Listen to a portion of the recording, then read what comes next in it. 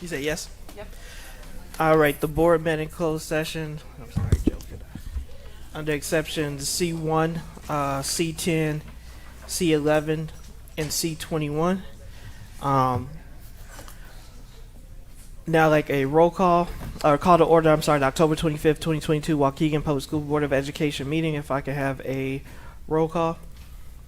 Mr. Riddle, Yes. Ms. Callahan-Wozniak, Mr. McBride, Yes. Ms. Gonzalez, Yes. Ms. Hannah, Yes. Ms. Leguizamo, President Ewing. Yes. We do have a quorum. Ms. Leguizamo did let me know that she would not be able to make it this evening due to work obligations. With that, I would like a motion to go into open session. So moved. Motion by Mr. Riddle, Second. second by Ms. Hannah. All in favor signify with aye. Aye. Any opposed, no. We are now back in open session. I guess I'll go with Dr. Nod if you'd be so kind as to lead us in the Pledge of Allegiance.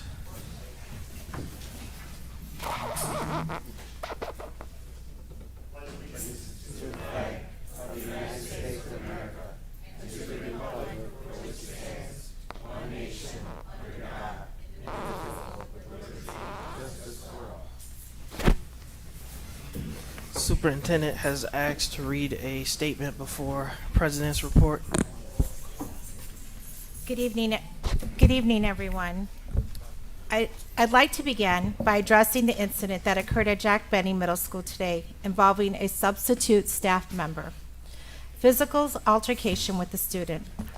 As an educator and a mother, I find this type of behavior by an adult to be disturbing. Any staff conduct that compromises the safety, well-being, and trust of students will not be tolerated. Our school staff are entrusted by parents to protect their children. This incident is a breach of that trust, and I regret that any student or parent would go through this unfortunate incident.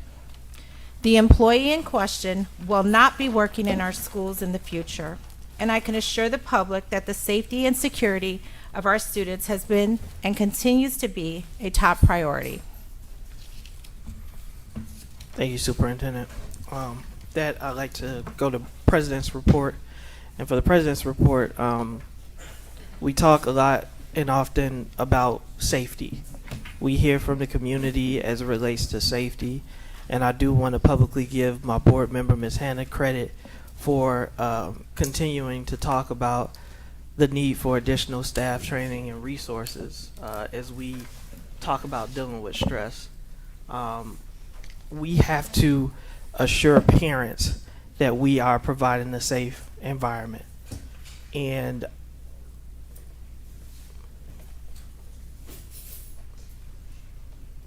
when we fail in that respect, we do need to own it and fix it.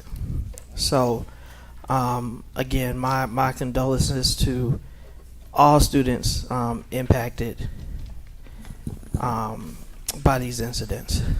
I do want to state that our student board member unfortunately could not be here this evening, but I did want to shout her out for the event that they did over the weekend, which related to, what was it called, Ms. Hannah? They reenacted skits.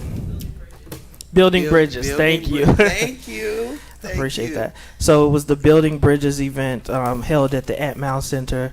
I see Ms. Fulton in the audience, who's also pivotal in bringing that together, along with the Waukegan Police Department and students from Zion, North Chicago, and Waukegan. So kudos to them. We had many board members who attended. I could not attend due to a football game in Racine, but glad to see those type of things happening in our community. And then there were all types of cultural events that are always going on. And then I almost forgot, shout out to the boys soccer team that I don't know if we had the results of the game, but they did have a game this evening.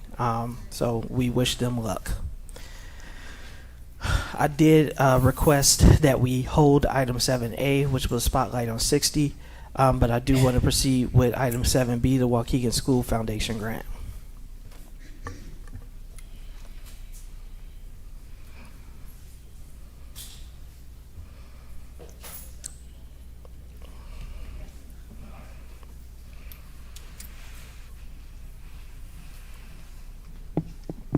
Good evening, board members, community, colleagues, superintendent. This evening, Waukegan Schools Foundation is excited to announce its 2022 grant winners. With me are two foundation members, our president, Mr. Ben Grimes, and Ms. Martha Padilla-Ramos. We wanted to share some information just about the grant winners and the recipients and the process that we went through this year. So I'm going to be turning it over to them to do most of the talking. I think we might have some grant winners who joined us this evening. I'm not sure. It was a little bit, let them know late last week, so it was short notice, but nonetheless, they're going to still get the money, whether they're here or not tonight. Leah, if we can go to the next slide. So our educator, we want to talk about our educator grants. Our Schools Foundation, as everyone might know, we're a 501c3 organization. Here is from our bylaws, tells you a little bit more about our organization, and you'll see there some of our foundation members, which include Mr. Grimes. We have some staff members, some board members, Ms. Gonzalez and Ms. Callahan Wozniak both sit on the foundation. And so going on to the next slide, you'll see that the educator grants returned this year for the first time since 2017.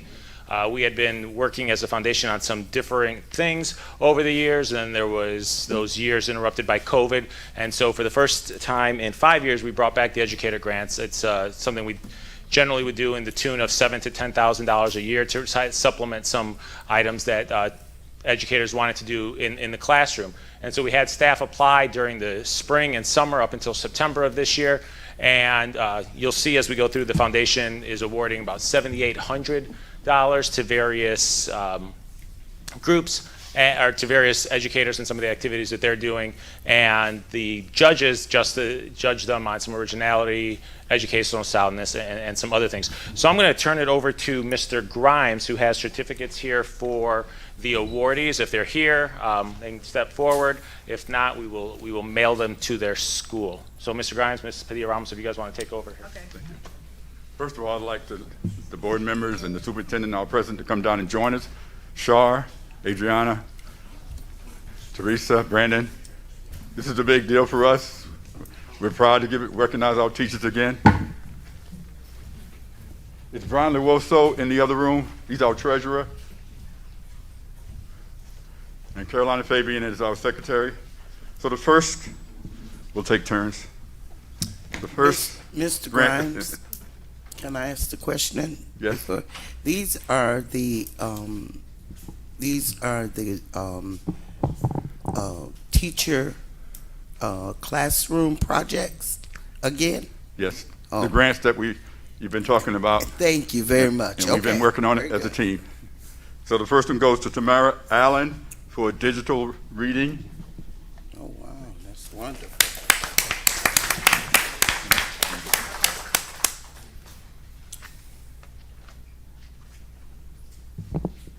The next person is Deborah Holland, and she got it for 3D printing, math, and science.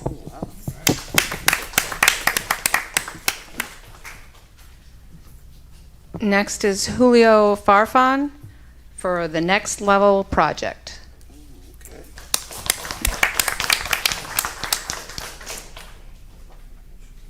Veronica Perkins for planting in kindergarten.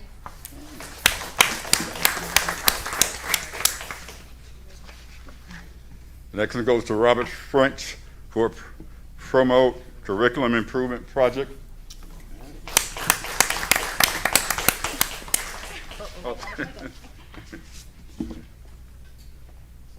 Next person goes to Brian Green for Seed to Table.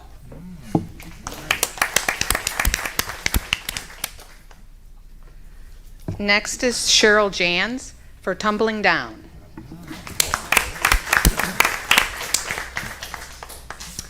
Cara Hartman, maybe, for WHS Care Closet.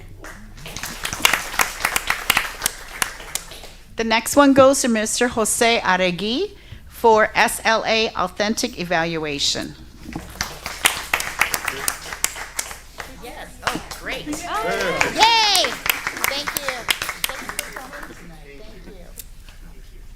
And for taking time to write your grant, too. Congratulations. And we saved the best for last. Simeon called me. He's on his way, Simeon Viltz, and he gets for Media Cosmos. So he'll be here shortly. I'll hold it for him. And I'd really like to thank Nick Alajakis, who does yeoman work for all of us and the whole team. This is a team effort, and we're proud to be giving the grants again. Thank you.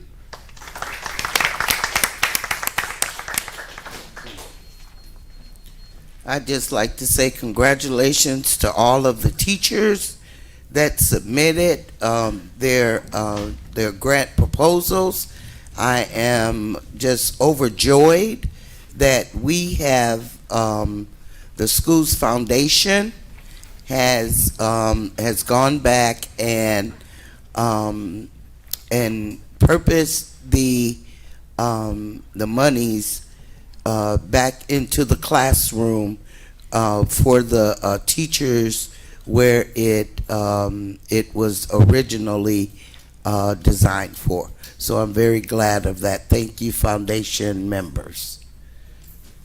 And I did see Mr. Biltz, if you just want to stand up, you were the last name. So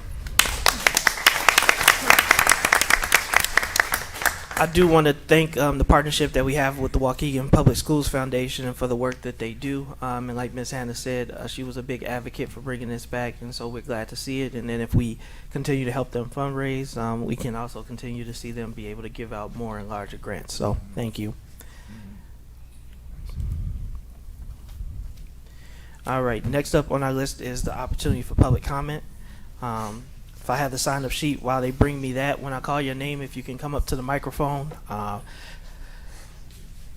Each person who speaks will get 3 minutes. If you need translation services will be provided to you, and you will get 6 minutes to allow for the translation. We do ask that you refrain from mentioning staff or student names in your remarks. First name on the list is Chester. Superintendent, we understand that some administrators and superintendents have more than one credit card. Do you know anything about that? And if you do, could you get back to us about spending our money, that if you're going to spend the money to go on a trip, the money should come back into the taxpayers? Okay? And what about, Brand, I hear you have a chiropractor on staff. Is that true? For this? Okay.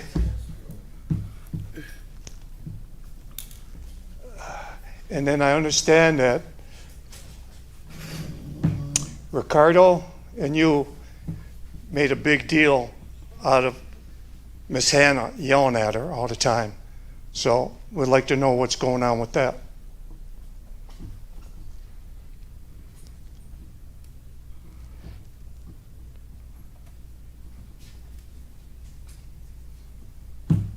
That's it. Thank you, Chester. Next name on the list is Wygina Briscoe.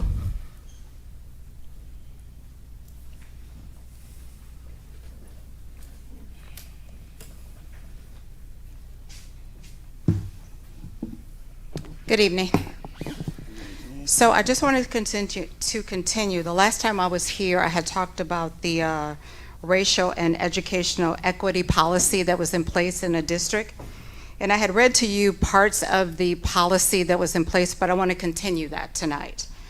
Specifically from this policy, it says, further, the purpose is to establish particular actions that the district, and I'm not mentioning the district, shall take to disrupt the school to prison pipeline to address disparities in educational opportunity and achievement while understanding the urgency with which we must move to support Black and multiracial students. That is in their policy. They have a policy in place like that. I don't understand why we can't move forward with a policy like this within our district. It has been years that if I go back and look at the data, which I have, there are major disparities within this district as far as our African American students, and I have not seen one thing other than BAM and a couple things that have been put in place to address what's happening with our African American students. I believe that this district needs to do something specifically to address what's happening with our African American students. I have not seen it. I am a researcher. I know how to look at the data, and the data supports that our students are failing. And as a result of COVID, they are really, really failing. And I believe that if there's a district that is able to put a policy like this in place, then our district needs to follow suit because the data supports it. I looked back at a meeting and I saw that phonics was very key in this area as far as the bilingual students were concerned. And there was a lot of discussion that was held that there were about 12 different phonics that were looked at to support the bilingual students here. That was a lot of man hours that was put into that. And then there were only 4, I believe, that they ended up reviewing finally, and 1 that they chose. If that effort can be done to support the bilingual students here, I believe that the same efforts need to be done here to support our African American students, and I don't see it done. That is just for what is happening to ensure that the phonics is being taught with the bilingual students. So to me, there are a lot of disparities that are happening here with our African American students that need to be addressed. And I know that we had said that when someone comes to the podium that someone from the administration needs to follow up. I would like for someone to follow with me exactly so that I can see what's being done. It's been a while since BAM has come here to do a presentation. Whenever I talk to the administration here about what's happening, they always talk about BAM, what BAM is being done. Well, I would like to see BAM come to do a report here as far as what they're doing. I actually, when I subbed at the high school, I went and met, no names mentioned, but I went and met someone from BAM there. There were 2 African American students that were there with that person for BAM. They spoke very highly, so I just want them to come back. Briscoe. Thank you. Next name is Calvin Mathis.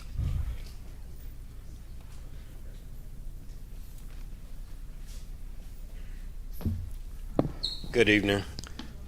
I just want to, real quick, Brandon, you mentioned bullying the last time I was up here, and I kind of grabbed onto that, followed up, and spoke on that on the fly of the moment. I probably shouldn't have did that because I don't know what the policy is or what you were speaking towards. I went online, looked up the data. It's all zeros. I mean, where is the data to support to start with a policy? Now, I'm going to give you the benefit of the doubt and think that maybe it just wasn't updated, but it's all zeros on your website. So I'll speak to Mr. Brown afterwards to get some clarification on it. But on another note, I just want to say what Ms. Briscoe spoke towards is right on point. The black students, and I'm seeing them up close and personal, are not getting what they need. I don't even know if any students are getting what they need, really. But the basic things you can do as a school is teach your kids to read. That's just basic. All the other stuff, math, okay, some people may be challenged with math. In school I was pretty good, but after you ask me now, I'm going to be challenged because it's an exercise of the brain. But I just want to encourage not just the board, because the board seems to be ineffective, but those in charge of the school to let's just make sure that the kids can read. Yes. Give them a chance in life. Now, one thing you guys can do is change your policy on driving. Let's just make sure they can drive. I know they can drive, but they're driving without licenses. And I know you guys are putting together a policy with the police. You got the police in the house. You're going to set up a policy to do this prison to pipeline, school to prison pipeline. That's you were doing that stuff in the cover of darkness. It's out in the open. Just cut it out. There's no reason for you guys to be. You're setting these kids up for failure. This is you can't even put a good environment together. You're going to make yourself a nice building down on downtown, and you didn't even think about the kids need a nice environment to learn in. This environment is bad. I tell you, this is even bad. You're right. We shouldn't even be meeting in something like this. But the basic thing I want to say, getting back to the point, if the school doesn't do anything for these children, teach them to read. Yes. There's no way around it. If you just do that, I will be happy because you're not doing anything. But between you, the school board, the city council, this city is destined to fail.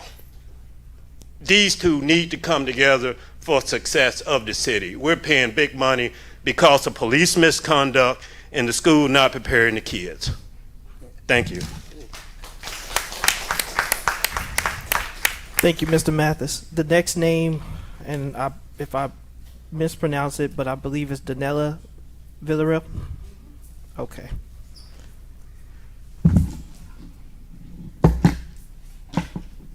I've had enough. I've had enough. I've had enough. See something, say something, and I'm here to say something. I'm tired. I'm going to follow what he said. Our high schoolers are getting there with a 4th grade level of reading average. You have failed this district. You are failing our children constantly for years. There's no benchmarks. You don't hold them back in 3rd grade. You wait until they get to high school and say, oh, by the way, you're going to fail. They can't read. They don't feel right. So they skip class. They run around the building literally all day long. Let me hear. Look. Tons of them. Look at this. This is what they get. Tickets. Tickets to say that they're tardy. It takes them almost 15 minutes to sit in the tardy. 15 minutes, they're losing instructional time. This is going on for years. You've tanked our district, and now you're going to come back with a 5-year instructional plan to fix it all. I've had enough. I've been here since 1999. I am an ISP student. I'm a graduate of Waukegan. I've been a resident, and I have seen nothing good happening going on. And you are failing them. You're allowing them to run around the building. You have 2 teachers that ran off in a Spanish class. I come in, I not only see over 4 weeks of no instruction going on, no grades, no nothing in the books. In less than 2 weeks, I've got grades. I have created a better environment in 4 out of the 5 classes, struggling with 1. I've got no admin support, none. I've been doing this for a long time. I've taught algebra, geometry, U.S. history, government, BEC, special ed, bilingual. I applied for multiple jobs in this district, and you won't even look at my resume and hire me. And you're worried about a piece of paper like I can't teach? I got kids coming back senior year, even my toughest ones saying, Ms. V, we learned something from you. You are failing them. And then I got let go today because why? Because I got a student that jumps into a classroom beating up on one of my students. I go outside, I ask for culture and climate. They looked at me like I had 3 heads. Not the first time. They did it last week. I've reported it. And because they think nothing's going on, but you can check the PLP, at least if it's not been erased, because I've seen PLPs get erased. I've seen attendance get erased. These stupid little tickets, they can run around the building with one of these. They never make it to class, but yet that changes in the system that they're tardy, that they're there, they're absent. And this is dirty data. This is hiding the data. I swear I've heard this one before somewhere. You're worried about me? After 15 years of service and teaching and showing that I can adapt, I've had successful MAP scores. I've had students that got out of special ed and went into AP. I had a student that succeeds. Where's your degree? We're still wondering. Thank you, Ms. Villarreal. I'll be back. Oh, by the way, I was let go from my job. You still won't hire me. Next name on the list is Brother Blanks.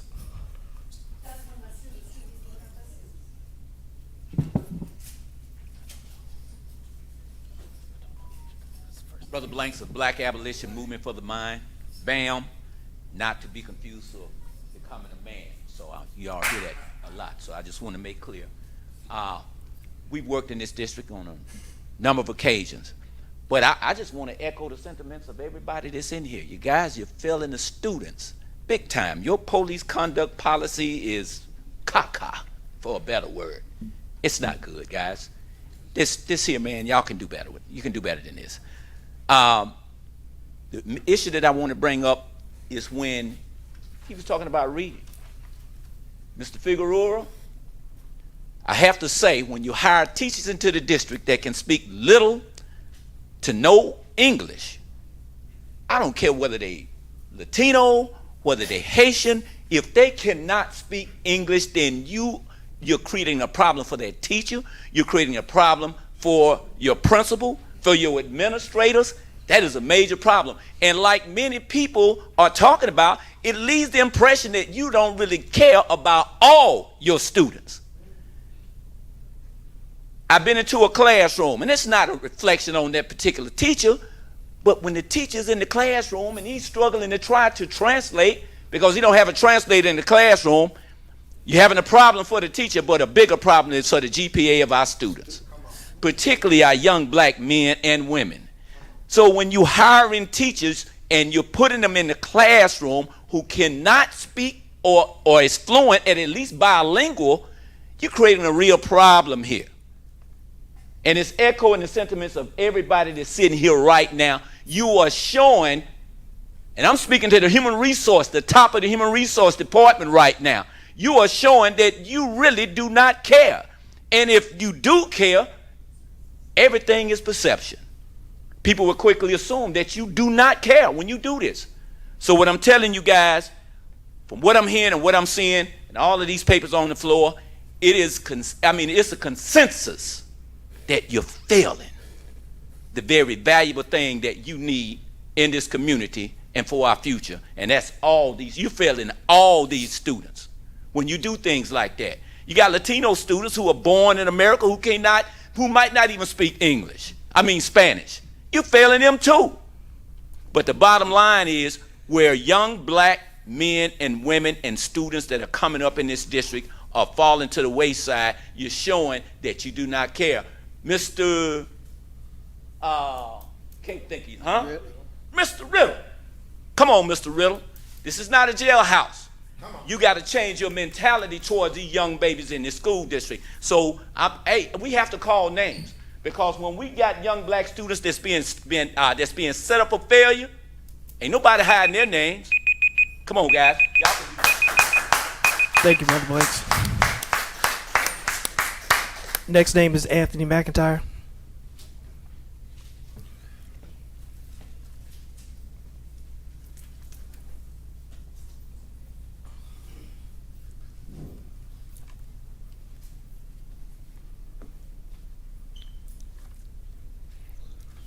My name is Anthony McIntyre. I'm the founder and CEO of the Ant Mound Foundation. On the 28th of September, over at Brookside campus, a young student was, by my standard, assaulted by the assistant principal. I said assaulted by the assistant principal. It's not okay. Assaulted by the assistant principal. As I understand it, if you want to call that an investigation that was done that led up to it, we have different definitions of what an investigation is. This young lady, there hasn't been one time where somebody is called, with the exception of today, to ask her how was she doing. What is the status of her health? It's affected. We talk about the protection of these kids. I'm not sure where it starts from in the minds of so many people here in this district.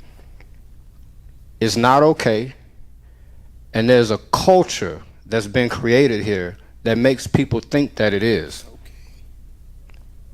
Things are swept under the rug in a way. When you walk on top of a rug that has a lot of stuff swept up under it, you're gonna trip and fall before long. It's not okay. I'm gonna say it again, it's not okay. I'm the advocate for that family. I'm gonna do my job properly, and I'm gonna advocate on their behalf. But I'm also the advocate for the Cole family. As of today, you guys can see the effect of what has happened from another staff member here in this district to this young man. And even though you can see this physical damage on him, that'll go away in a minute. What you won't be able to see is the trauma that he has and will have for the rest of his life. The damage done to this young man, and not only him, he has siblings in the district, but not only those siblings in the district, there were other students in the building as well. Not only those students, but I think y'all need to pay attention to the trauma that even the staff members have. It's across the board. And I'm curious, what are you going to do about it? Where is the accountability? Whenever these students do anything or are alleged to have done anything, this is what happens. And you immediately send them home. You suspend them immediately, pending whatever you're going to do at a later date, but they've already had that damage done to them. But the staff members, it seems like they're protected in some way, and we can't even get the information until we FOIA it. Their stuff is all over the place for everybody to see. This is not okay. And you can't just pay attention to it when you can see the damage. You need to pay attention to it next month and next year when this young man may be doing something that y'all might say is acting up in class. Is he acting up in class, or is this the result of the trauma? Thank you, Mr. Be mindful of that. Thank you, Mr. McIntyre.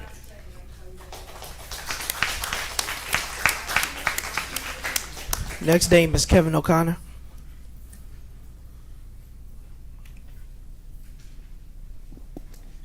My name's Kevin O'Connor. I'm the attorney for the Cole family. I appeared before you before. You all remember me. I'm going to tell you a little bit of a history that goes back. Last night, unfortunately, I was with Michael Nelson Jr. in Kankakee, all the way on the other side of town, but very similar in demographics to here. What happened to him? Teacher decided to throw a book and assault him back on September 29th. Then that same teacher, last Thursday, as he's walking out of the class, is filmed calling him an effing N-word and said, I don't care, I'm going to get fired anyway. That school district didn't investigate that first case, which resulted in that second case. And that trauma happened to everybody and to the whole community and to all the kids that saw that. What's happened here? I appeared before you with Martell Williams.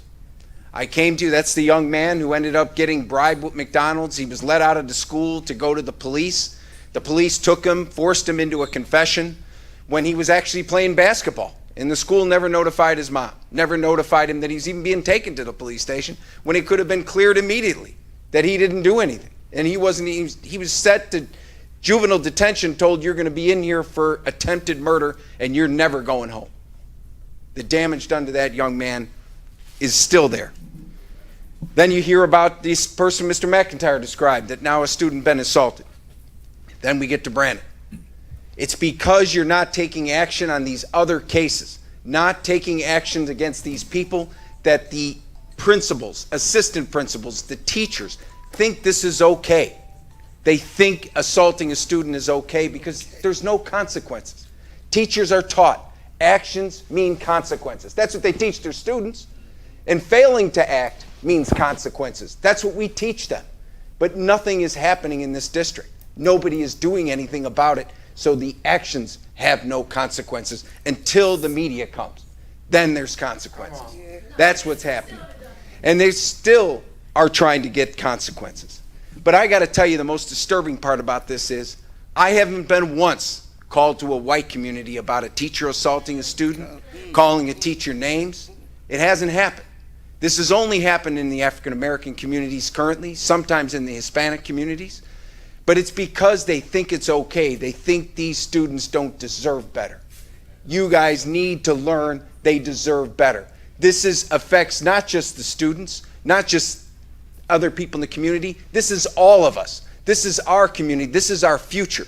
These are the leaders of tomorrow that if they think because of the color of our skin we're bad, we're all destined for failure, because they're going to be our leaders someday too, as we can tell from our former president.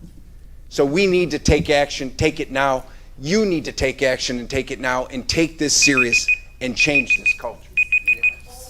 Thank you, Mr. O'Connor.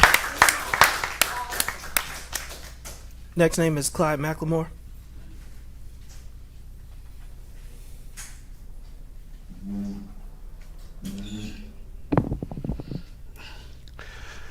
I watched the operation meeting, and it makes me so upset to see all of y'all fighting among each other, and our children are failing. This board, some of y'all like the superintendent, some of y'all don't. And it's a damn cat fight here.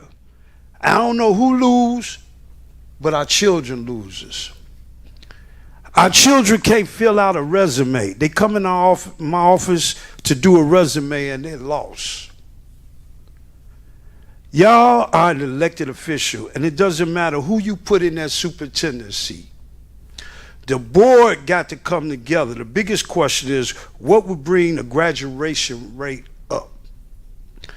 Latinos, What is the district? District is 14% black children, 80% Latino children, but black children are 46% of the suspension rate. Latinos, do I fault the superintendent? Yes, I have to. I have to start at the head. But I also fault each and every one of you, board members, because y'all are the elected officials. If you keep kicking me out of school, why should I come back? When a child is suspended, he or she falls behind. And when they come back, they're lost. And the other children start talking about them. So they act out. And what does that do? They get the child resuspended again. And they fall further behind. And what are deans and social workers for? Today, a teacher was arrested for putting his hands on Brandon. Not to mention the incident that happened at Brookside. But that's when an administrator body slammed the female students. Both students, well, I thought the other one was black, but one is Latino and the other was black.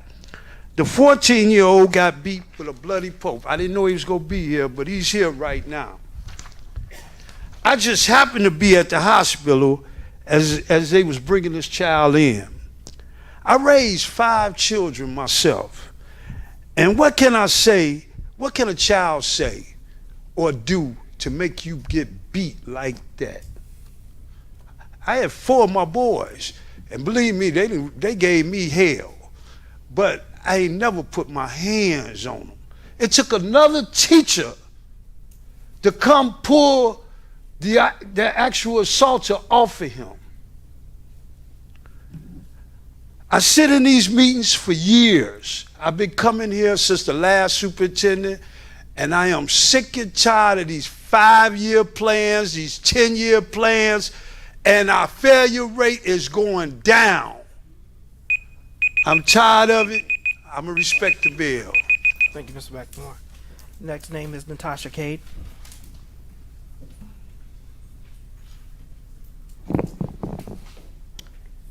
Hi, I'm the mother of Brandon Cole. Today was the day that he was assaulted by a substitute teacher. My son sits here with a fractured hand, a black eye, and a sore hip. I have 3 other students in this district, one at Brookside and the other 2 are also at Jack Benny. How do I send my son back to school? How do I send them all back to Waukegan? How do y'all just give this person a job without looking into his history? From my understanding, he's only been here 2 weeks. From all 3 of my children, they have told me this man has been a problem since he walked in this building. And I'm not saying there are bad people at Jack Benny. I have had every teacher, principal, who have all said, these are good kids. They listen. They don't cause trouble unless it comes to them. But today, a teacher assaulted my child. I don't know whether to feel pissed off, confused, hurt. What I do know is that he needs to pay for whatever he's done. And you guys need to start to look into who you hire in this district. There's no reason why my son should have to look like this, or be scared to go back to school, or be afraid to look at another black male and wonder, is he gonna hit me or my brothers or my sister? There's no reason for this. Brandon, come here. Come here, Brandon. Look at his face and tell me how you would act. How should I feel? I don't think either one of y'all can tell me how this boy should look like this, and he's 14. He has a twin brother, a baby sister, and a brother who goes to Brookside. who is, like, again, this is the starter of y'all Waukegan High School basketball team. And this happened to his little brother. So how should he feel to play for that team? And I do. Everybody who has called and checked on my child, checked on my welfare of my family. But at this moment, I don't know how to react. I look at my dad and I continue to say, what should I do? How should I feel?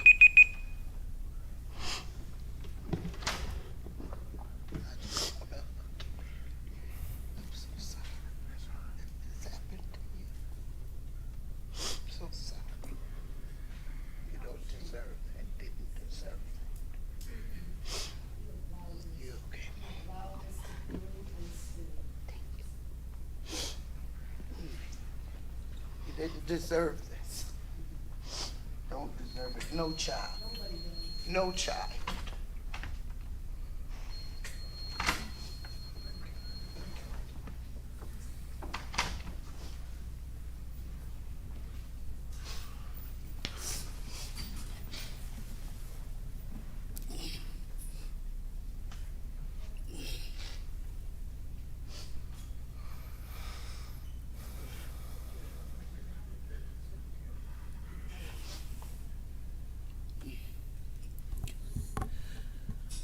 No child deserves this. We're here to educate them, not to hurt them. There's been too many instances of the children being hurt.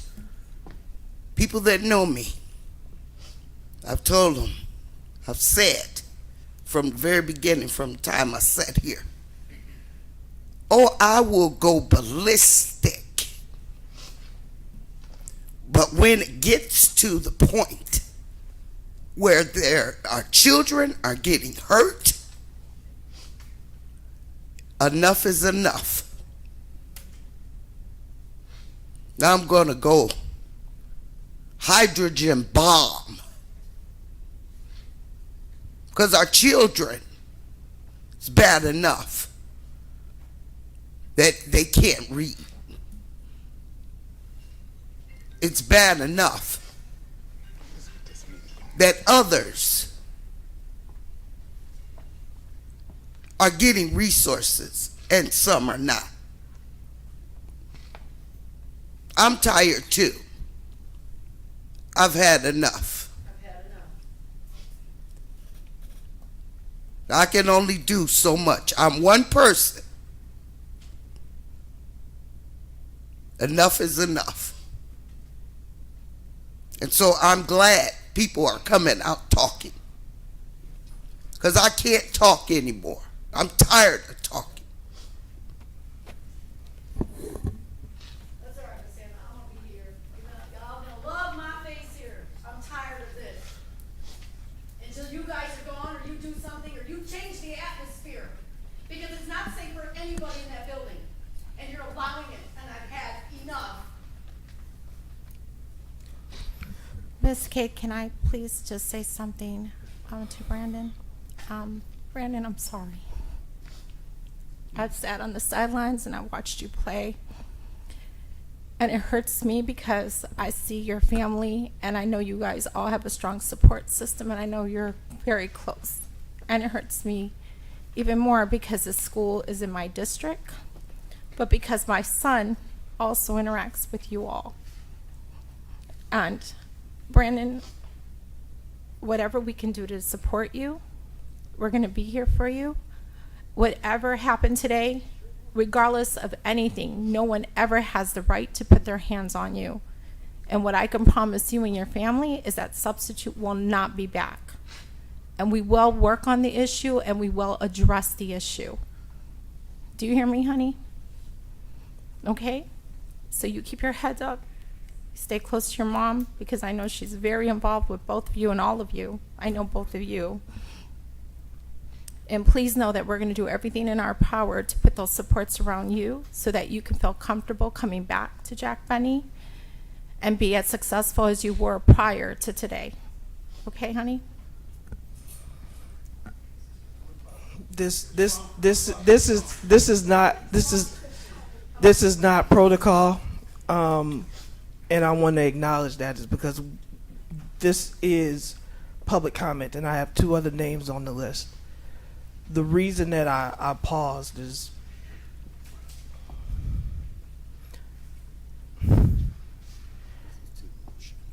it's more than emotional, Ms. Hannah.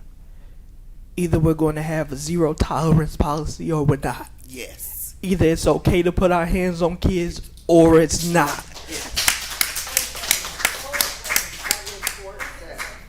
And there is, I'm sorry, what was that? I will not engage with you, but as a father of 3 boys, 3 black boys, nobody can tell me that I don't care about this community. Nobody can tell me that I don't care about these boys, and so I'm not going to get emotional or get focused. All I have to do is say that if you don't think I care, you don't know me. And again, I said what I said for a reason. Doesn't matter the race, gender, ethnicity, either we are going to have a zero tolerance or we are not.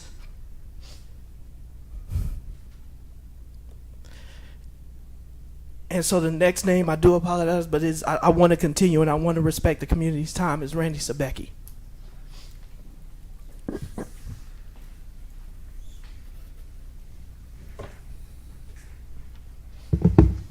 All right, I got a couple things tonight. Safety and security is our #1 concern of students and staff. It's been 6 weeks. 6 weeks. And I still have not got an answer if there is this teacher in my son's shop class at Washington campus. 6 weeks. There's power tools accessible to the students, and still nothing. I asked to talk to the principals. No principal called me. Climate and control specialist called me, and then they lied to me. Then Mr. Brown called me and told me he has the attendance records. The attendance records are crap. My son was out of school for COVID for the 3rd time, but he was marked present in school. So you tell me how accurate your records are. This is getting to be ridiculous. And Ms. Hannah, you're not alone. There's a lot of us been sitting up here talking and talking and talking. It's the rest of this board that doesn't listen. We sat here last meeting over a half an hour arguing about the security camera system, and I see it's on the agenda again tonight. For 30-something thousand for Glenwood School, that was on the original proposal, but wasn't on the proposal. So could we get the accurate of what's going to be covered at each school and the price for each school?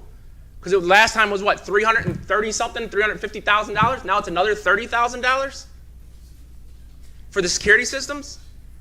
What security systems? Go on YouTube, because everything's posted. You guys tell us all the time there's no fights in our schools and that. But we can go on YouTube and watch every one of them. We don't need no high-def facial recognition cameras. Just go on YouTube. It's all posted. It's getting ridiculous. You want to do the district a favor? My son was assaulted a couple years ago at Jack Benny by other students. He didn't get no support at all.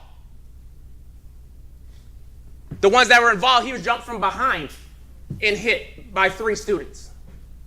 Didn't get no support. Those students, 2 of them got disciplined, got suspended for 2 days. The other one got nothing. So don't tell me there's support. You want to do the district a favor, like everyone's been asking? Resign. Do the district a favor. Do all of us a favor. Resign. We talk about our 5-year plans. What about the last 5 years? We can't blame it on COVID. They're out of school for 1 year during COVID. They didn't even get the support they're supposed to get when they're at home for COVID. Like I said, my son got COVID again for the 3rd time. Still did not get no support when he was at home. But you guys made a policy, sat here for hours while we listened to it, where they can still get online, go to class and that. None of that ever happened. We sit here and make it look good for the cameras, to the public and that, but what your policies state don't happen. Same thing with all these. Like I said, how many of you guys buzz this door every day? Mr. Riddle, you held the door open for 3 people to walk in today. That's why you're giving security badges. It tracks everybody that enters those secured doors. Thank you, Mr. Sabecki. Ray Edwards. 824 schools. Number 824. 946 schools. And we surprised y'all. So we're going to stop performing for the cameras. Have we not been here almost every week asking these same questions? This is somebody's kid. Martell got taken up out of Brookside. Just so happens one of the ladies in the hallway who carried him to the police is standing behind me. Would we have known if your child didn't go to Jack Benny? That's the question I'm asking everybody tonight. Because this ain't the first time this did happen to a child in our district. It's not. We got staff being assaulted. And I don't see nobody do nothing until those cameras get here. They here. So everybody want to be on TV. Everybody want to be popular and everybody want to be famous. But what about our babies? They can't read. Math is horrible. Y'all have single-handedly is destroying the system. The system. Sometimes I sit back and I look at the administration and I ask myself, did she even think about the people she putting in these director spots? We're talking about keeping secrets. The head of the snake kept the biggest secret. We had a degree or doctrines and we still ain't synced it. And we say don't use names. How? When y'all send our kids to that damn jail, they call their name.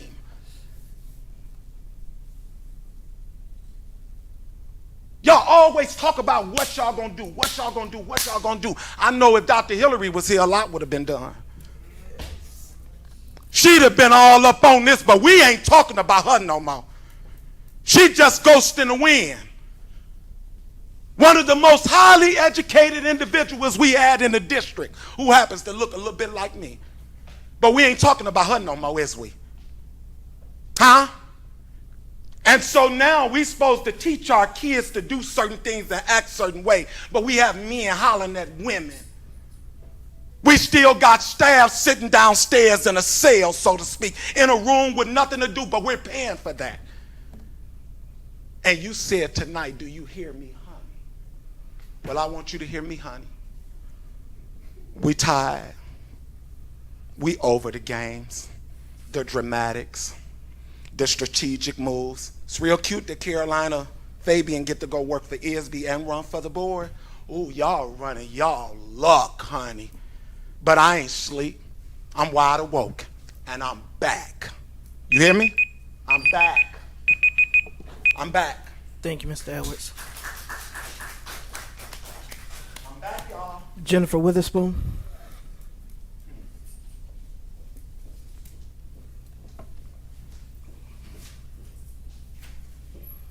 Full disclosure, I am an attorney and I have a pending case with the school board district. I must echo what was said earlier. Enough is enough. I was the president of the NAACP for 6 years here in Lake County. I ran the Lake County Jail for 6 years. I saw tons of black boys and brown boys come in there.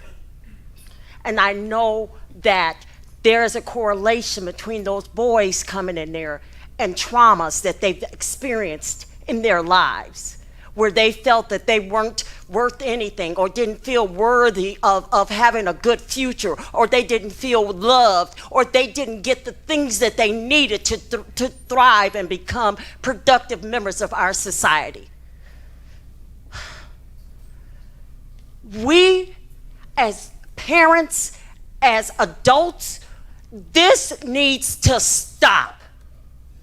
There is no reason in the world this young man should be sitting here like this right now.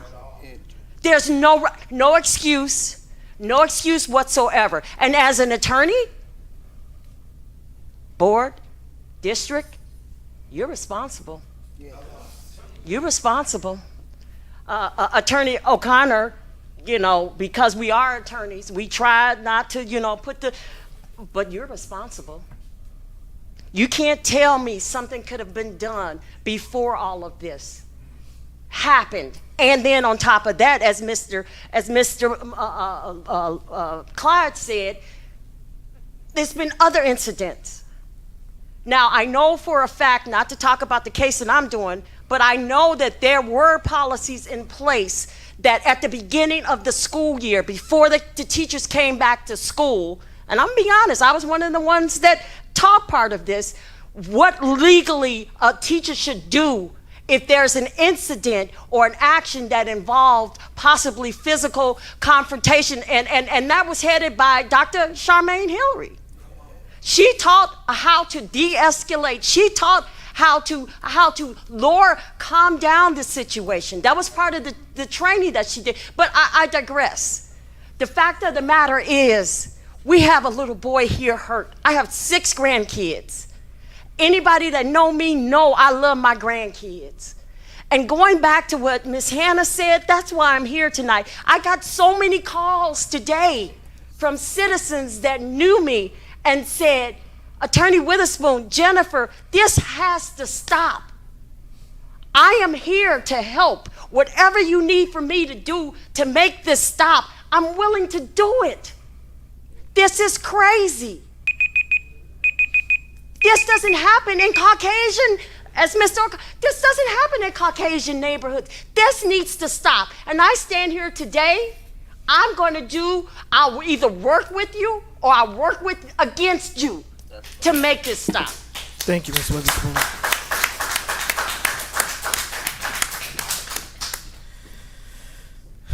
And this concludes our public comment.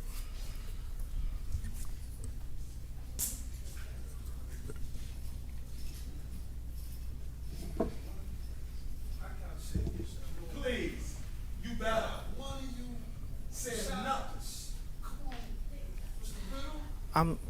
Ms. Gonzalez? I got you, Mr. Edwards, and I got you, Mr. McLemore. Say something, Ms. And we got you. We know it's not protocol, but under special circumstances, we got to say something. Yeah. Everybody should address that fact. Y'all should not have to deal with this. We got passion. And I want to give the board the opportunity if anybody would like to speak. They gone now.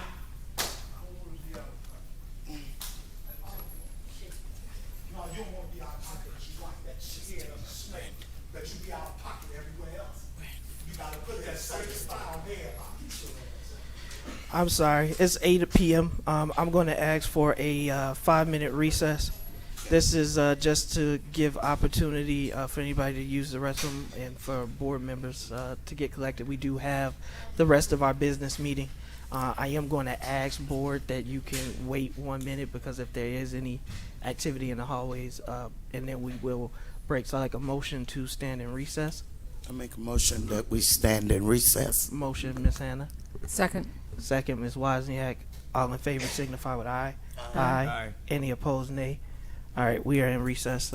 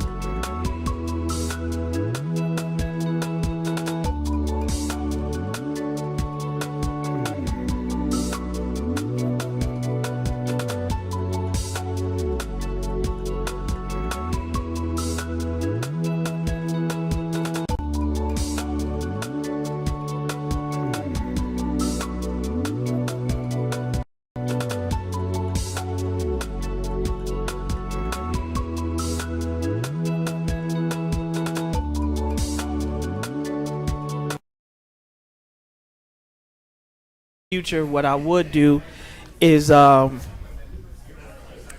just declare recess. I'm good. Once I call it. All right. If I can have a motion to go back into open session. So moved. Motion by Ms. Wozniak, second by Mr. Riddle. All in favor signify with aye. Aye. Any opposed, nay. We are back in session. We do have a quorum. So I have 4, Miss Hannah and Ms. Gonzalez, but I expect them to join us at any minute.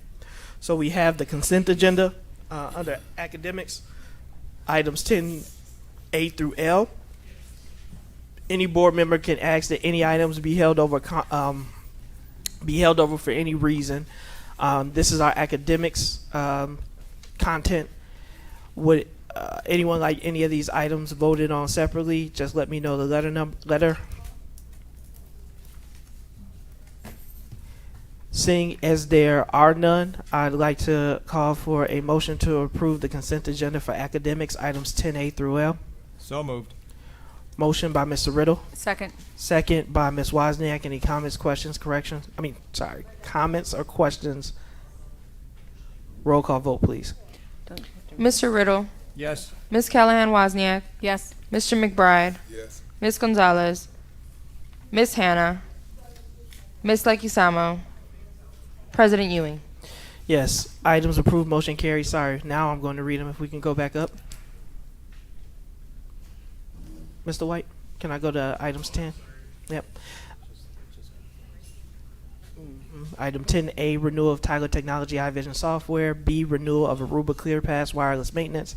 C, Palo Alto Firewall annual maintenance renewal. D, H.R. McCall virtual conference for Orton Gillingham conference. E, Washington Elementary NAPSI conference. F, Blue Ribbon cohort for McCall, Little Fort, and Greenwood. G, text resources for curriculum maps. H, purchase of Incident IQ help desk and technology inventory management software. I, action renewal of security student internet filtering contract. J, renewal of ThermFlow HVAC contractual obligation. K, AT&T DDoS contract renewal. And L, lesson study immersion program, live research lessons. All right. We are now at item 11, consent agenda for operations. Just like before, are there any items that any board members would like to have voted on separately? Seeing as there are none, I'd like a motion to approve items 11A through J. So moved. Motion by Mr. Riddle. Second. Second by Ms. Wozniak. Any comments, questions on the motion? Roll call vote. Mr. Riddle. Yes. Ms. Callahan Wozniak. Yes. Mr. McBride. Yes. Ms. Gonzalez. Ms. Hannah. Ms. Leguizamo. President Ewing. Yes. As approved, motion carries. Read these into the record. Item 11A, approval of North Elementary classroom furniture purchase. B, approval of school bus maintenance agreement between Waukegan Public Schools and Illinois Central Bus Company. C, approval of facility rental waiver request for Phoenix FC. D, approval of facility rental waiver request for Lions Soccer. E, approval of facility rental waiver request for Ammo Athletics. F, approval of FY23 paper order second shipment. G, approval of district camera upgrades Glenwood. H, approval of capital improvements committee recommendations for project design.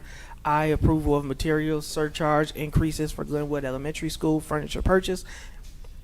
And J, board policy 3505 transportation second reading equity policy review. All right, we are now at item 12. A, purchases and contracts, Follett Destiny renewal.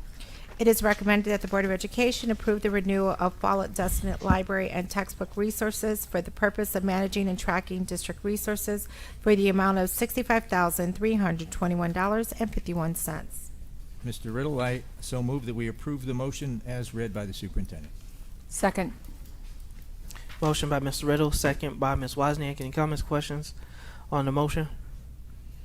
Roll call vote, please. Mr. Riddle. Yes. Ms. Callahan Wozniak. Yes. Mr. McBride. Yes. Ms. Gonzalez.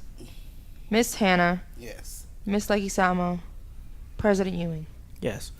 Item 12B, approval of sealed auction offer to buy 180 copiers. It is a recommendation of the administration that the Board of Education authorizes the superintendent or her designee to enter into agreement with the highest responsive and responsible auction submitter, which is Burdui Enterprise LLC, 2300 East Curry Street, Unit Number A, Long Beach, California, 90805, with the submission totaling $26,282. Mr. Riddle, I make a motion that to approve the recommended action as read by the superintendent. Motion by Mr. Riddle. Second. Second by Ms. Wozniak. Any comments or questions on the motion? Yes, I was reading this and I kind of got a little confused. If this is, we're auctioning off copiers? Dr. Cuevas?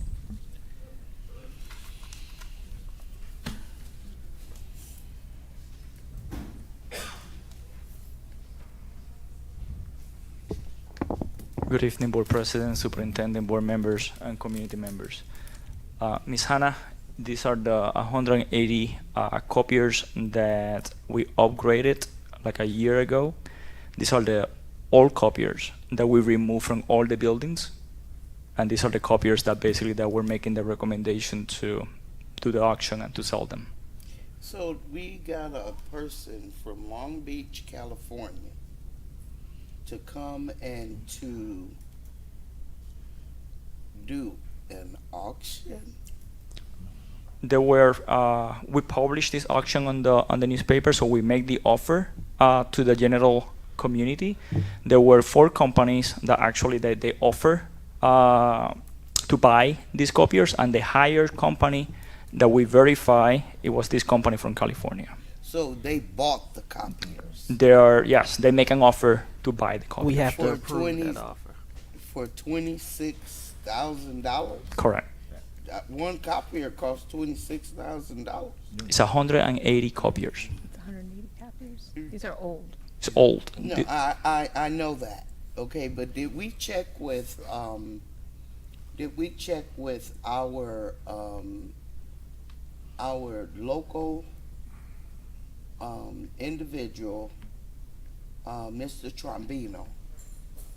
Did we check with him in reference to these copiers? Could you please be more specific? Did we check with Mr. Trombino, seeing how he has been in our district, dealing with our district for years, with our copiers and all of those supplies and everything? Did we ask him before we chose this Long Beach, California individual about these copiers? Did we offer them to him?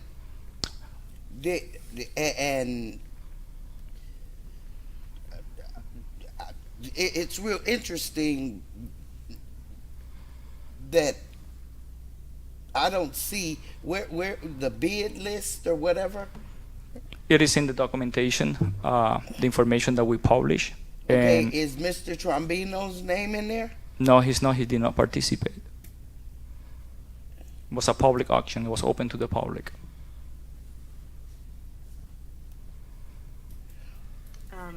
Good evening, community members, Board of Education, Superintendent.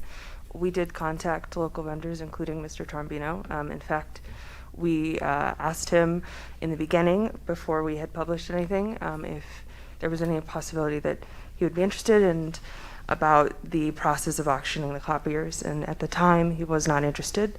The bid was posted twice. We received 1 bid the first time and 4 the second time. There was a wide range of prices, $26,000 to $5,000 flat. I'll let Dr. Cuevas take over. 180 copiers. Correct. Are going to be sold for $26,000. Correct. That is not. There's something that we need to be aware. There is a formula that we use. It was recommended by the business office that we calculated the depreciation, also maintenance, and also repairs. And based on that, there is other costs that these companies, whomever purchase these copiers, they need to invest on repair the copiers. Also, they need to destroy the data that we have in this copier. So there's an additional cost that these companies will enter into this agreement, and they agree to do those things. I don't like this. One company, did you look on the documents? One company is even listing each individual copier and the price they were paying for it. Some of them were $20, some of them were $2,000, but they broke it down. So what would happen if the Board of Education does not approve this recommendation? These copiers right now, they're stored at the armory. They will stay there until we find a location. Do we need the copiers? We don't. We Are have they brand new copiers. occupying space that we need? For Yes, other they are. things? They are occupying space that we need.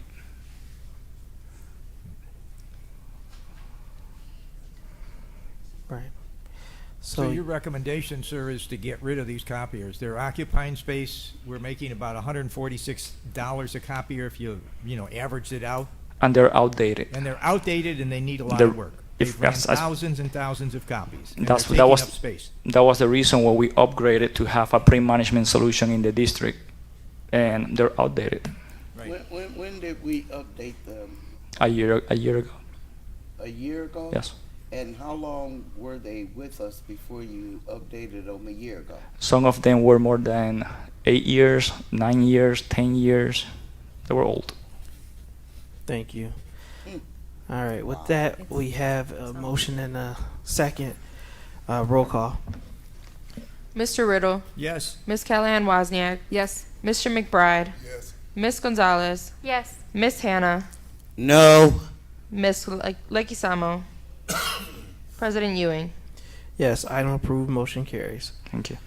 Next up is 13A, approval of reclassification of one budget analyst position to one executive assistant for business and financial services and information technology services. It is the Department. I'm sorry. Go ahead. It is the recommendation of the administration that the Board of Education authorize the superintendent or her designee to reclassify one previously approved full-time business financial service budget analysis position to one executive assistant that will support the business financial services and information technology services department. The annual base salary for this position is $50,000. Mr. Riddle, I make a motion to approve the recommended action as read by the superintendent. Motion by Mr. Riddle. Second by Ms. Wozniak. Any comments or questions on the motion? Roll call vote, please. Mr. Riddle. Yes. Ms. Callahan Wozniak. Yes. Mr. McBride. Yes. Ms. Gonzalez. Yes. Ms. Hannah. No, I'm going to say no because I thought that we were doing all kinds of a study and everything on different positions, and we are steadily putting different items on the agenda, and we haven't even gotten a report back, so I say no. President Ewing. Yes, item approved, motion carries. Item 13B, approval of salary adjustments as a result of an occupational therapist, physical therapist salary review. It is the recommendation of the administration that the Board of Education authorize the superintendent to adjust occupational therapist, physical therapist salaries, if applicable, to the amounts as outlined in the below attachment at a cost not to exceed $245,877. Mr. Riddle, I make a motion to approve the recommended action as read by the superintendent. Motion by Mr. Riddle. Second. Second by Ms. Wozniak. Any comments or questions on the motion? This again is something that I thought we were getting a report about. So I do want to, for the record, I'll respond to Ms. Hannah's in that report that the board authorized did not focus on every position in the district. So these positions would not be impacted, nor would the other analyst position that the board previously voted on. I share your concerns, but the reason I'm voting yes is because these are not positions that are impacted by that salary review. But your reason and rationale is noted, but the reason that I am voting yes is because even when we get that report, these positions wouldn't be impacted. Roll call vote. Mr. Riddle, Yes. Ms. Callahan Wozniak, Yes. Mr. McBride, Yes. Ms. Gonzalez, Yes. Ms. Hannah, I'm on the pass. Ms. Leguizamo, President Ewing. Yes, item approved, motion carries. We're now at item 13C, personnel for 10/25/2022. It is a recommendation that the Board of Education accept the administration's recommendation to approve the appointments, termination, and accept the resignations and retirements as found on Schedules F989, T305, G647, and L936. Mr. Riddle, I make a motion that we approve the recommended action as read by the superintendent. Motion by Mr. Riddle.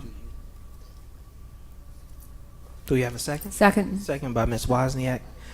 Any comments or questions on the motion? My only comment is I'm excited to see all of the new hires, but especially the two individuals that'll be joining our post-secondary department. I know that that has been a long time in the making, but will allow us to provide more resources to our students. And if I'm not mistaken, are they both Waukegan grads? Yes. So with that, we do have a motion and a second. Roll call vote. Mr. Riddle, Yes. Ms. Callahan Wozniak, Yes. Mr. McBride, Yes. Ms. Gonzalez, Yes. Ms. Hannah, Yes. Ms. Leguizamo, President Ewing. Yes, item approved, motion carries. We have a administrative appointment. At this time, I'd like to introduce Mr. Michael Cicerelli, who previously served as the Assistant Principal at AOAC. He will now be our new Academic Chair of Career and Technical Education with a starting salary of $90,000. Congratulations, Mr. Cicerelli.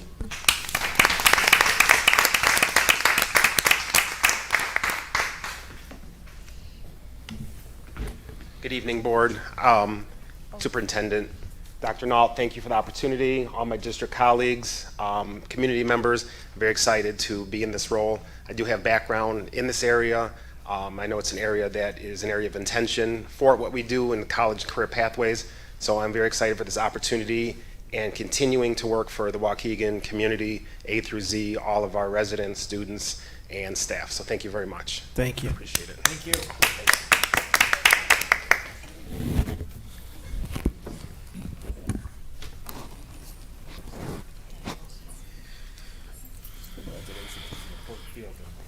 For a lot of our kids. Thank you.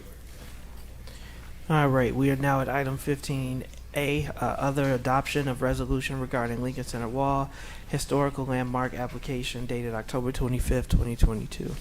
It is a recommendation that the Board of Education adopt the resolution regarding the Lincoln Center Wall historical landmark application dated October 25th, 2022, as presented and attached. Mr. Riddle, I make a motion that we approve the recommended action as read by the superintendent. Motion by Mr. Riddle. Second. Second by Ms. Gonzalez. Any comments or questions on the motion? Roll call vote, please. Oh, Mr. I do Riddle. gotta- Sorry. Go ahead, Ms. Hannah. I did call the vote, but I do want to respect. Yeah, no, I just wanted to know what the, what this action is versus the action that was taken at the October 11th board meeting. Can someone please speak to that? So, Ms. Hannah, would you like your response to come from? No, Ms. I wanted. Would you like your response to come from Mr. Alajakis, Mr. Clary, or myself? Preferably legal counsel. Mr. Clary. Sure. So let's talk about the resolution itself. What the resolution makes clear on a substantive level is that the district prefers or would desire that any decision made about the wall lie first and foremost and exclusively with the district. It's not articulating a particular position on the wall, but it is saying that the district, through its board, is asserting its preference that any decision about the wall be made by the district.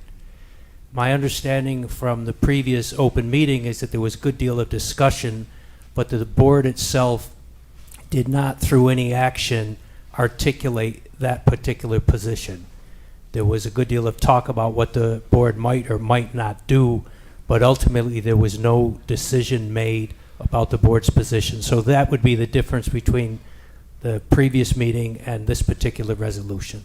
But at the October 11th meeting, the board did vote to reject the administration recommendation. Yes, that's correct, but faced with the different question, which is, did the board prefer that the decision about the board lie exclusively and solely with the board? That decision was not articulated at the last meeting. This is what this resolution accomplishes. Okay. Thank you for that, Ms. Hannah. Thank you for that, Mr. Clary. If we can continue with roll. Mr. Riddle, Yes. Ms. Kellyanne Wozniak, Yes. Mr. McBride, Yes. Ms. Gonzalez, Yes. Ms. Hannah, I recuse myself. Ms. Leguizamo, President Ewing. Yes, item approved, motion carries. We are now at item 16A, the ratification of the second processing October 22nd.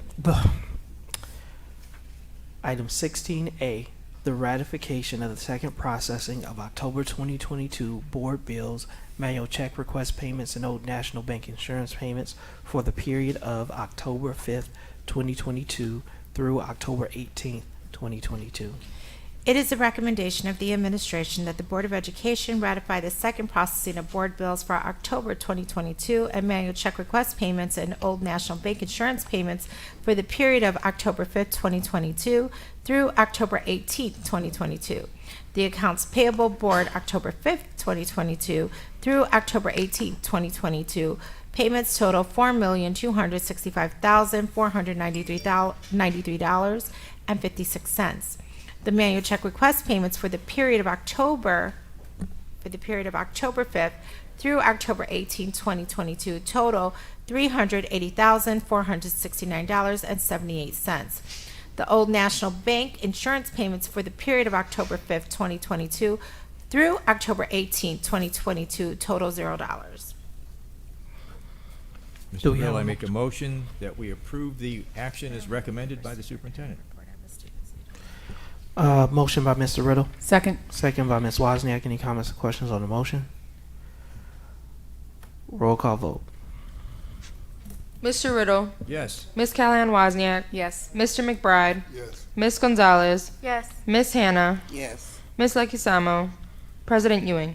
Yes, item approved, motion carries. It's 8:30. That's early for this Board of Ed. I don't want to rush through the meeting. I want to give everybody their time. And we got other things to present. So let's do committee reports. Ms. Hannah, if you have a brief delegates report. The superintendent does not have a report this evening.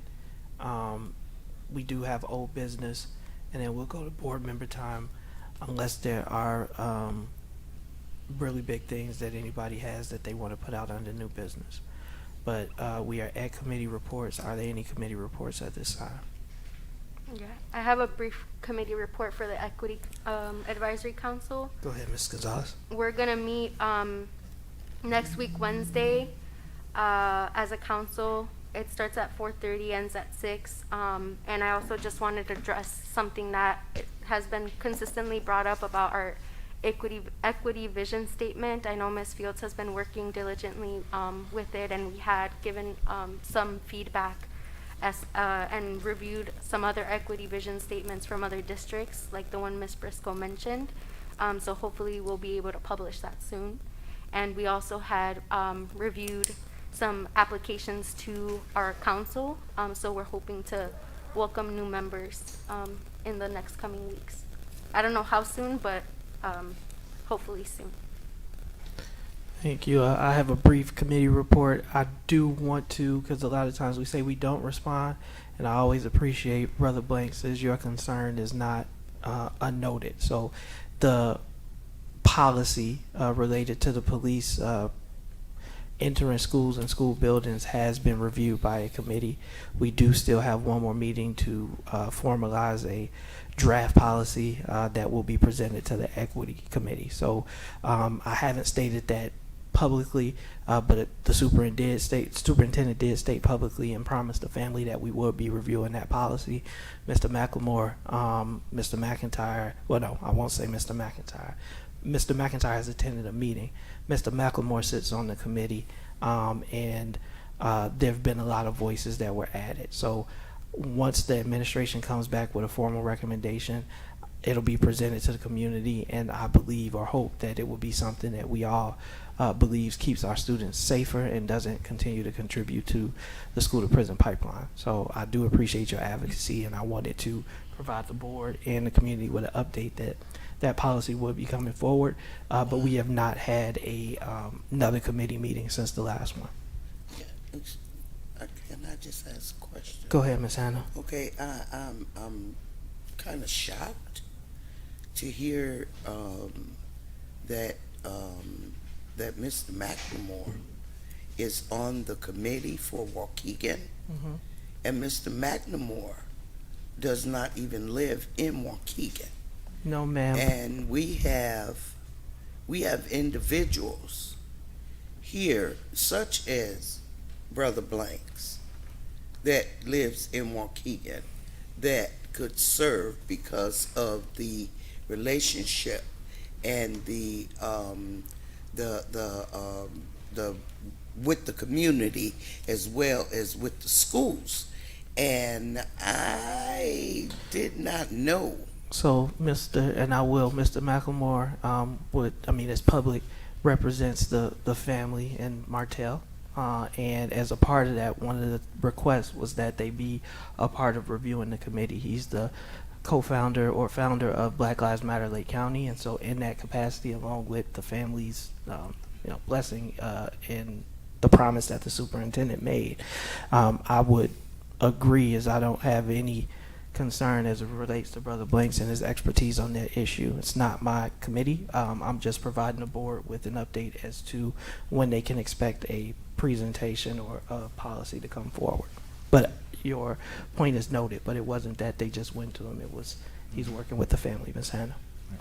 Mr. President? Go ahead, Mr. Riddle. I would just like to report that the capital improvement Thank you for that. Yeah, did meet last Wednesday, the 19th, and is probably our final meeting, and we will be bringing the recommendations for capital improvements for next year to the board here in a few meetings.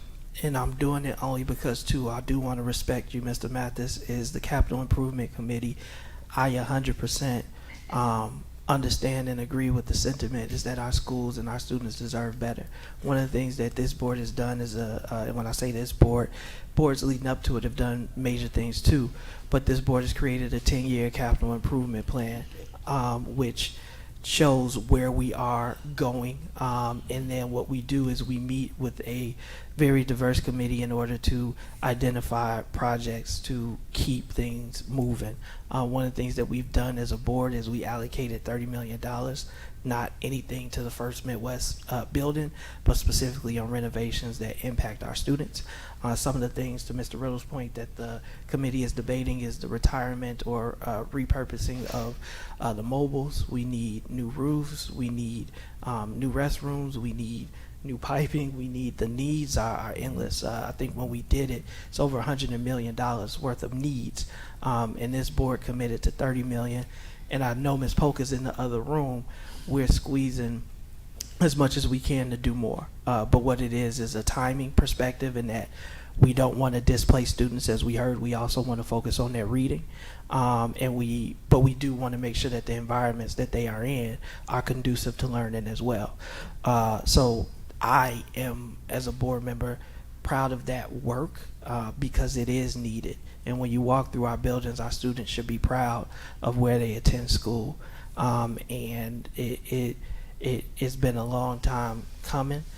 Previous boards did not have the influx of cash in full transparency and honesty that this board has been able to have through financial stewardship, through a growing economy, and through additional resources given from the COVID pandemic.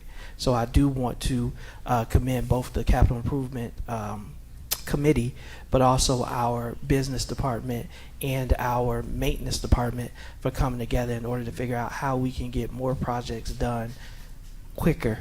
And we have a philosophy: every building touched, every student benefits. And so every year I don't care if it's new paint, new signs, new lockers, new parking lot, new furniture, which you see a lot of furniture purchase coming forward, we do want to make sure that our schools are not just ready for 21st century learning, but 22nd century learning. So I don't, and a lot of times people do talk about coming to that microphone and feeling like their issues aren't being addressed. And so because I appreciate, one, you all coming to every meeting, and two, the fact that you even stayed, you made your comments and you stayed to see what was going on. So I want to address directly two concerns that you all brought. And so that's not saying that we don't have a lot of work to do, but I will say that we are not ignoring the issues that were brought forward. Any other committee reports? When will the wellness committee get started? A great question. Ms. Hannah, I can look into that and get back to you. Thank you. And Ms. Hannah and Mr. Riddle still sit on the wellness committee. And I think that was important too, Ms. Hannah, because you were talking about, and I know you keep, but they always ask you to review the snack policy, and then we also talked about with going out for the new Food service providers. So thank you for that. Next up is the 17B, the delegates report. I really don't have a delegates report. There's some conferences coming up. The Triple I conference is coming up in November, and the Cube conference is coming up in December. Very meaningful conferences for the Board of Education, and hopefully everybody will attend. But other than that, Mr. President, I don't have anything. And Ms. Hannah, I just want to, for the public, all the information, and because I do want to follow up for the right to read, all of that is moving forward. I know you said on that as yeah, well. excuse me, yes. And I am waiting to hear from Mr. Alajakis and Dr. Cesario for the meeting that they are going to be convening with Miss Katie, I call her, from the Right to Read Literacy Coalition. And that should be happening, if not this week, at the latest next week, because the event has been scheduled for November 29th, and we're trying to get everything finalized on their end so that we can start inviting people to come to view this film, here in Waukegan, because it's going to be televised throughout Illinois, and it's going to be good for educators in terms of educators. I know I had spoke directly about Ms. Briscoe's organization to the Right to Read Coalition, and they were excited that she was going to be involved. I haven't talked to you yet, but I will. And any other community member is welcome to attend this screening that is being put on by producers. And it's kind of like, if you all remember Superman, what was the name of it, Nick?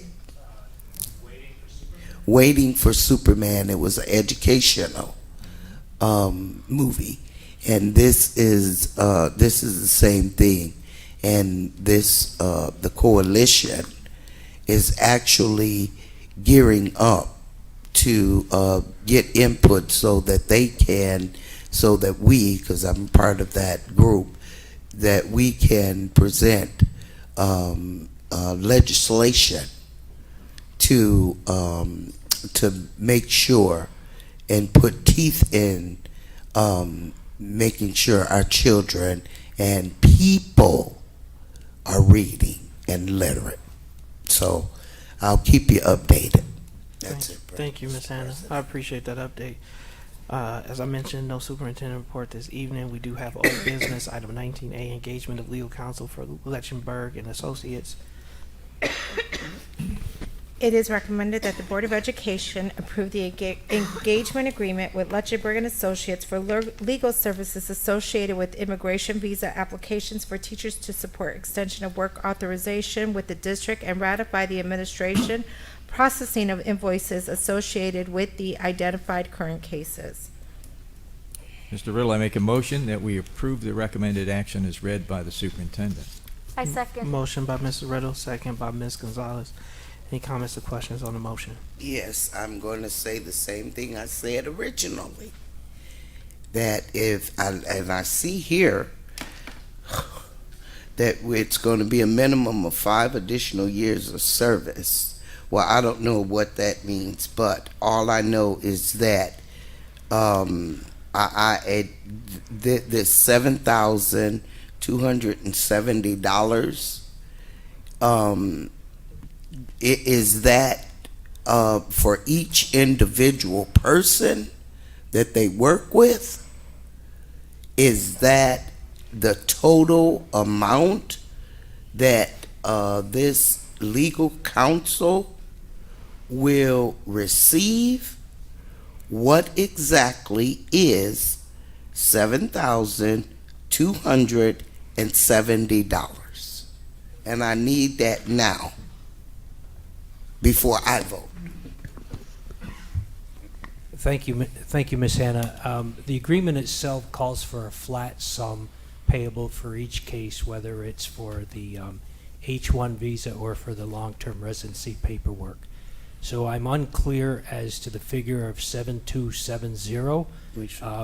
As you can see from the agreement itself, the flat fee for those two different cases is roughly, I think in the first instance, a particular case for the visa itself is, according to the agreement, I'm just scanning down here, the for permanent residency is $3,000, and for the H-1B cases, it's $3,500. Both of those would include additional costs for the fees charged by the government. So I'm a little unclear as to the particular amount referenced in board docs, but and I think it indicates to me that perhaps HR was estimating that figure associated with a particular employee who would need both stacks of paperwork filed on behalf of the employee with the federal government. And so Ms. Hannah, go ahead. What I would ask is if you all would withdraw your motion. Again, Ms. Hannah did ask that it come forward. I know we received information from Mr. Alajakis late this evening, which referenced the total amount. But because of how it's presented on board docs, I'm inclined to agree with Ms. Hannah is that it needs to be uploaded the correct way, is because the way that even I'm interpreting and did interpret it is that the $7,270, one was for previous or work already done, but also that it was for the total 3 recommended teachers. If there are going to be additional costs incurred, then the board needs to see the total cost. Absolutely. Including that is, I mean, we will pay the invoices. I'm not saying we don't pay our bills, right, but we have to do it aware of what the total impact is to the district. Absolutely. We'll bring it back. We'll bring it back. Okay, I'll withdraw my motion, Board President. Thank you, Mr. Riddle. I'll withdraw and I'll give a comment. Go ahead if you want to before you withdraw your motion. Yeah, so I think that this is a good thing. I think that this allows us to retain teachers that we desperately need in the district. And I also just want to recognize the kind of caliber of teachers that we are recommending for this to be approved and to move forward and to help them. I see, Dr. Aregi, he was one of our teacher grant recipients. These are the caliber of people that we're giving this advising and help with. And they, I think right now is the time to be promoting this because they're filling very high need positions that our students need, quite frankly. But I understand, Ms. Hannah, your point about the total cost. I just hope that that's something that we keep in mind so that we can move it forward when it comes back again. Yeah. Right, and just to make it clear, Ms. Gonzalez, that's all my issue is, that this needs to be presented to the Board of Education appropriately and properly, so that we're not voting on something and then it turns out that it becomes something else. Yeah, and that's a 100% fair point. But I also like that you added, Ms. Gonzalez, that it's not that at least for me, it's not that I don't support this. I think we should do it. I think based on what it says, they got to give us or have already given us 3 years of service, and then the requirement is that they will work for a minimum of an additional 5 years. And so these are individuals that have committed to Waukegan thus far, and we don't want to have additional teacher vacancies, and these are high caliber candidates, to Ms. Gonzalez's point. So thank you both for the points that you raised. Next up is board member time, 22A. I'm going to start. Did we go past new business? If you have new business, you can put it on there. I would really like to ask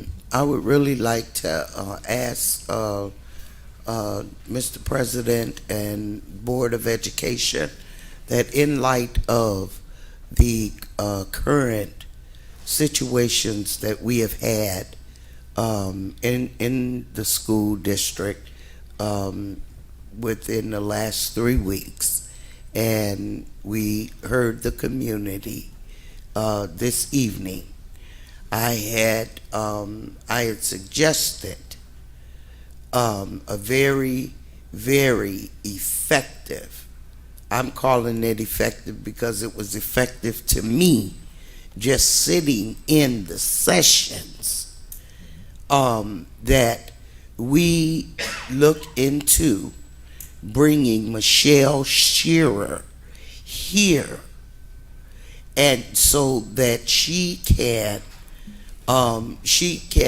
take our staff through the training, breaking the conflict cycle. And it's not the conflict between student and student. It's the conflict between adults and students. And taking the adults through training in how to de-escalate, how to the verbiage that adults should use in talking to students to change a volatile confrontation into a productive environment situation with children. And now we heard them say, do something. I am presenting this. This was one of the most meaningful sessions that I attended. And I'm going to keep pushing and pushing. And it's not just like a one and done thing. It's a series. And when the staff members attend the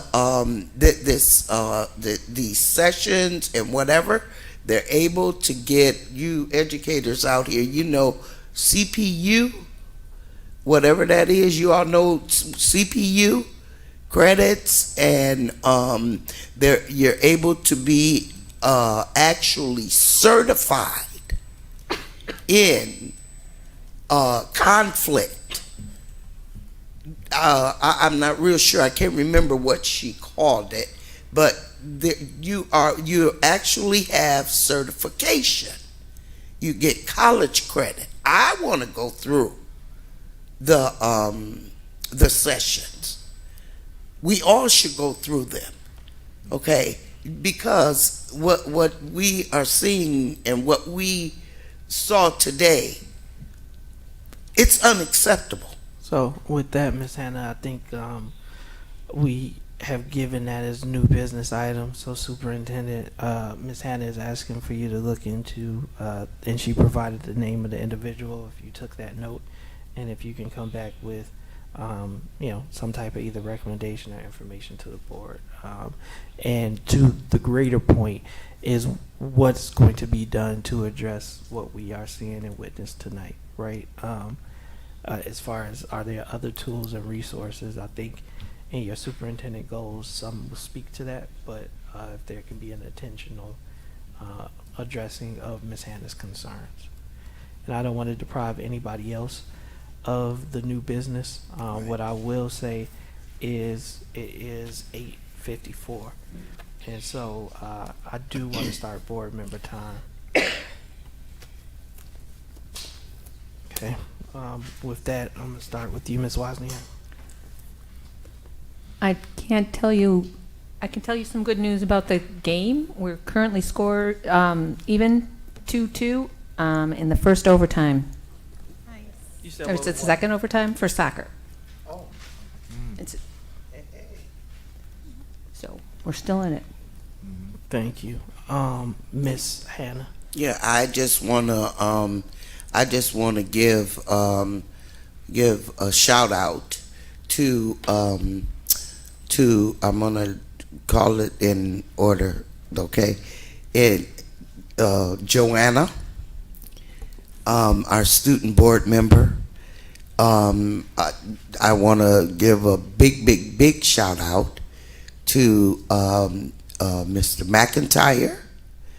I want to give a big shout out to Miss Yvonne Fulton and the event that took place Saturday with the students and the police. I am so hoping that they're going to do it again.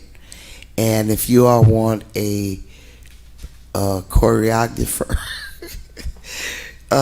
or someone to do the skit writing, I'll do that for you all.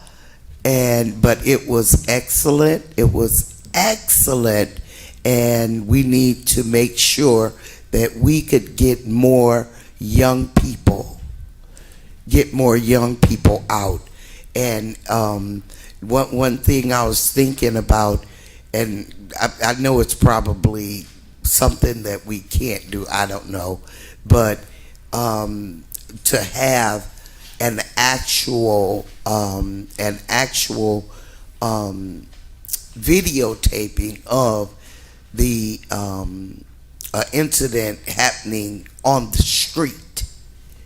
I know that that's probably far into your planning and stuff, but I just want to say you all did a good job with that, and hopefully we can get more young people involved and more adults as well, because it was it was good.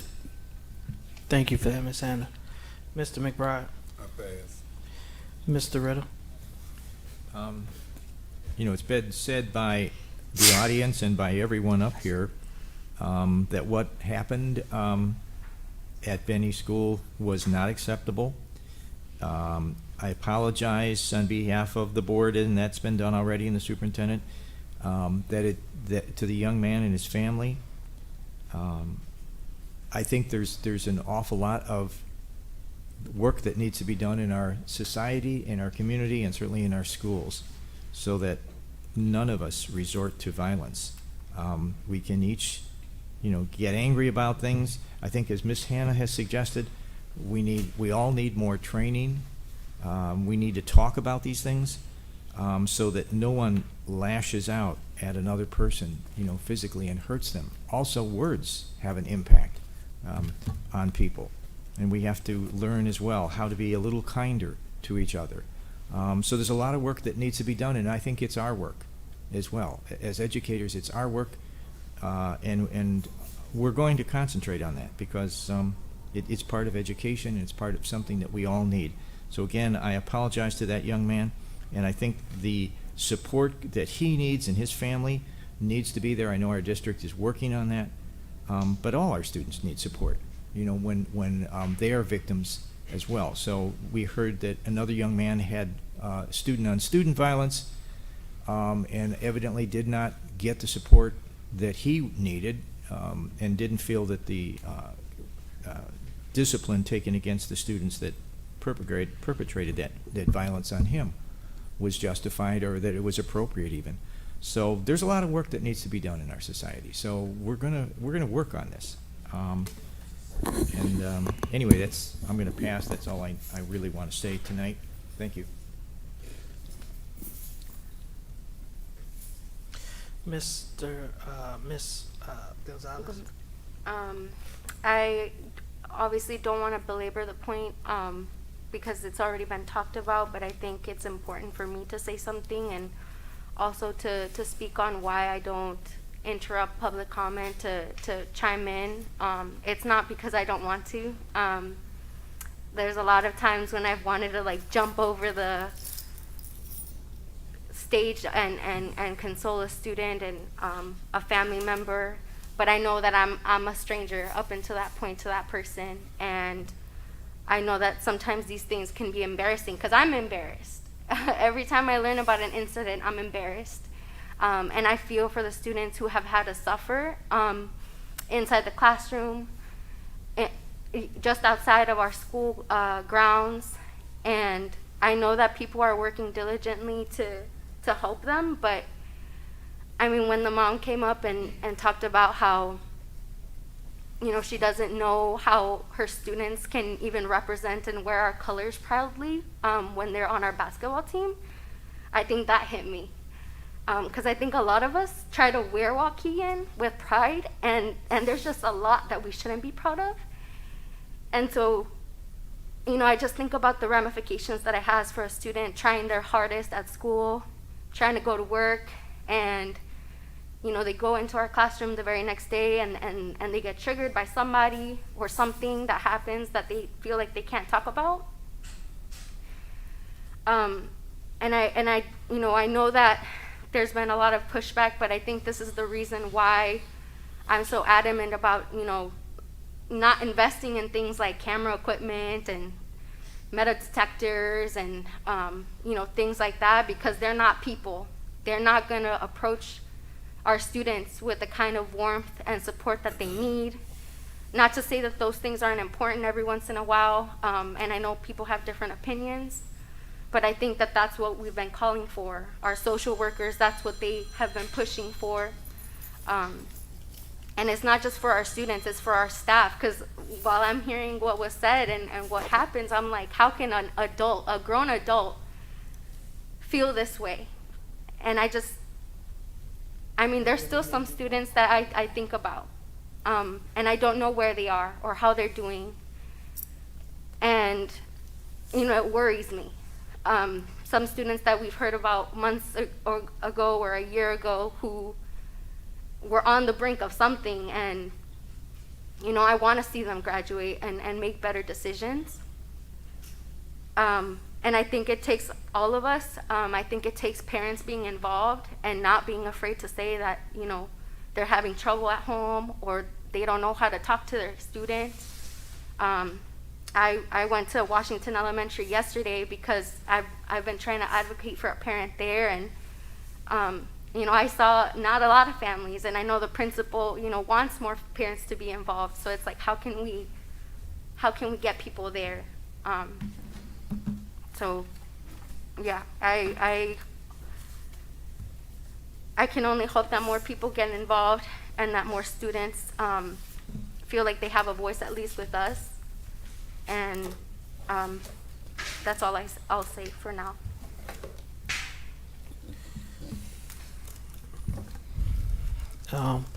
And in closing, I will repeat what I said, is that we will have zero tolerance or we won't.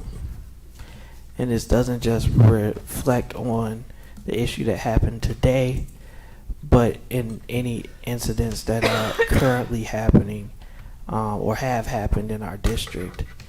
I think there has to be a line that everyone clearly knows cannot be crossed. And to Ms. Hannah's point, when it deals with the safety and security of our babies, I can try as hard as I might to stop two kids from fighting. Right. But if I'll give them all the resources, but they have developing brains and other things that are going on that we understand. Whereas we, as the adults, are in a position of authority and power and have to know better. And none of us are our worst moment, but we do have to be accountable for it. That's right. And so again, I just have to do it one more time, is that there will be zero tolerance or they will not. And not just this incident, but all incidents. That's right. That's right. And with that, I'd like to call for a motion to adjourn. Motion by Mr. McBride, second by Ms. Gonzalez. All in favor signify with aye. Aye. Any opposed, nay. Meeting is adjourned. Roll call.